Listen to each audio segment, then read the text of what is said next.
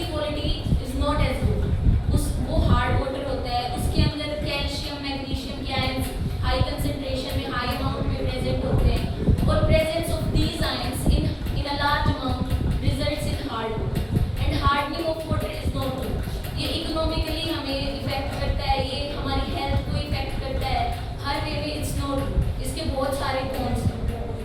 तो hard water को अगर हम फूड प्रोडक्ट्स में यूज कर रहे हैं, अगर इसको हम कंज्यूम कर रहे हैं, तो हार्ड वाटर से हमारे मेटाबॉलिक रेट्स वो बहुत गिर जाते हैं, फूड डाइजेस्ट कम होता है, बहुत सारी बीमारियां हो जाती हैं। और इसके अलावा इकोनॉमिकली हार्ड वाटर सोप को उतना कंज्यूम नहीं करता, तो उससे सोप यूज ज़्यादा करना पड़ता है, डिटर्जेंट्स को ज़्यादा अमाउंट में यूज करना पड़ता है, तो इकोनॉमिकली भी ये हमें इफेक्ट करता है। अब जियो फिल्ट्रेशन जो हमारा प्रोजेक्ट है, इसके अकॉर्डिंग जियोलाइट क्या होता है? जियोलाइट वो क्रिस्टल्स होते हैं जिनकी फॉर्मेशन अंदर से केज लाइक होती है, और इनकी केज लाइक स्ट्रक्चर की वजह से इनकी एक यूनिक प्रॉपर्टी होती है cation exchange, that is positive ions का एक्सचेंज करना। तो जो जियोलाइट्स होते हैं वो ऐसे क्रिस्टल्स होते हैं जिनके अंदर नेगेटिवली चार्ज साइड्स होती हैं, इसके अलावा एक्सचेंजेबल पॉजिटिव आयंस होते हैं, ऐसे पॉजिटिव चार्जेस जिनको ट्रांसफर किया जा सकता है। अब हार्ड वाटर के अंदर आयंस प्रेजेंट होते हैं, calcium magnesium.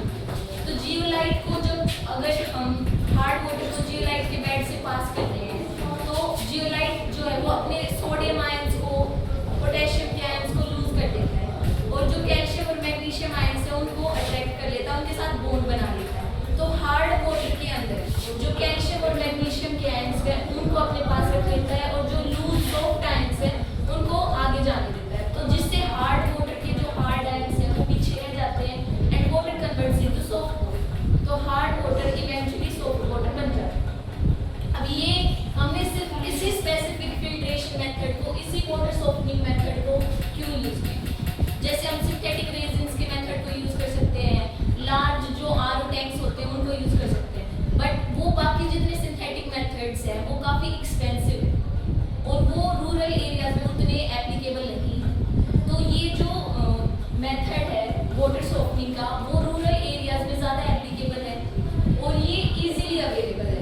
Main point is it's easily available, क्योंकि इसके अंदर हमें सिर्फ जो टैंक्स होते हैं उनकी रिक्वायरमेंट है, और पीरियोडिकल बैक वॉशिंग, जो भी हम सिस्टम यूज कर रहे हैं उन टैंक्स की पीरियोडिकल बैक वॉशिंग, मतलब जो हमारा मॉडल है उसको आफ्टर सम टाइम इंटरवल हमें उसको साफ करना पड़ता है, दैट्स इट। इसके अलावा इसमें और कोई भी हमें एफर्ट्स डालने की ज़रूरत नहीं पड़ती। बिसाइड्स दिस ये sustainable, it's very sustainable, it can use for a long period of time. और अगर आफ्टर सम टाइम जब जो जियोलाइट फिल्ट्रेशन बेड्स हैं इन टैंक्स के अंदर अगर कैल्शियम और मैग्नीशियम आयंस की कंसेंट्रेशन सैचुरेटेड हो जाए, टू देयर लिमिट हो जाए, तो हम इसको ब्राइन सॉल्यूशन इसके अंदर से पास करके उस सैचुरेशन को कम कर सकते हैं। सलाइन वाटर को इसके थ्रू पास करके वो कैल्शियम और मैग्नीशियम आयंस की सैचुरेशन को कम कर सकते हैं।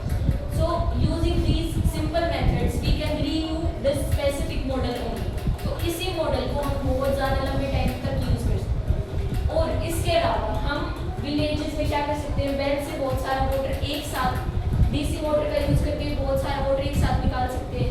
And if the water is hard water then we can soften that water using this mode in a large quantity। और हम इसके अलावा जो